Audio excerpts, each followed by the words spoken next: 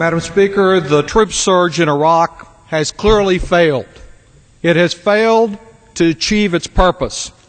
The troop surge has failed not because of our troops, but because of the failures of politicians here in Washington and in Iraq. This president's surge has been as successful as the president's boast to catch Osama bin Laden dead or alive.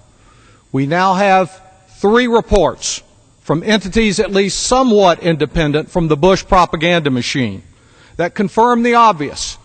The National Intelligence Estimate providing the thinking of the intelligence community that instead of getting better, the situation in Iraq is getting worse, will get worse. Quote, the Iraqi government will become more precarious over the next 6 to 12 months. The Independent Commission on Security Forces concluded that the Iraqi Interior Ministry is, quote, dysfunctional. It's so bad that it can't be fixed. They recommend that it be disbanded. The Government Accountability Office evaluated the surge, and it judged President Bush's policy with a clear F, a clear failure, a fiasco, a fatal flop, with only 3 of 18 benchmarks having been met. Today, General Petraeus can cite whatever selective statistics that his political bosses may permit him to disclose.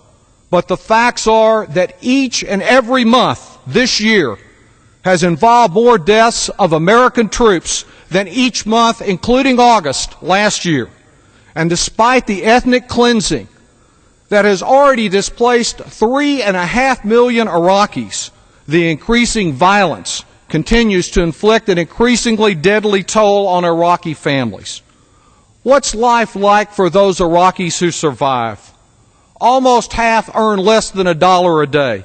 70% lack access to adequate water, and 1/3 remain in dire need of emergency food aid.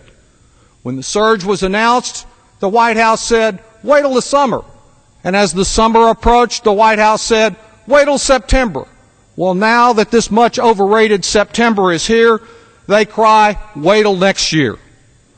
The only real mystery about President Bush's September decision has been what new excuse he would offer to justify staying the same old deadly course. And as the American people have seen through the duplicity of each and every other excuse, the President has returned to his original ploy, 9/11. Coincidentally, just as we received this report on the anniversary of 9/11. He claims that, quote, the same folks that are bombing in Iraq are the ones who attacked us in America on September the 11th. That is false, and he knows it's false. But fear with deception is all he has left to rationalize the pain of the many, the sacrifice of the brave, and the loss of $3 billion every single week. As usual, this president, dead certain and dead wrong. What he seeks is war without limits, war without end. Under his direction, General Petraeus and Ambassador Crocker propose a war that continues for probably another decade. The George Bush trillion-dollar 15-year war. Now Congress must respond to the President's propaganda surge with a truth surge, with a memory surge, reminding America of the repeated false cries of progress and phony excuses that have only brought our families more insecurity. Congress must learn from the courage continually displayed by our troops. Appeasement will not stop the wrong-headed administration policies.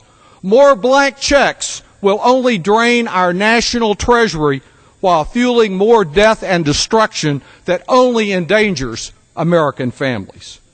And so today, we note the surge has failed, but we respectfully and sincerely thank General Petraeus and all of our troops who serve America and are doing their jobs.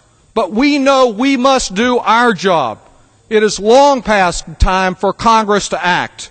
Our best hope remains a safe and orderly, fully funded phase redeployment that begins immediately. Thank you.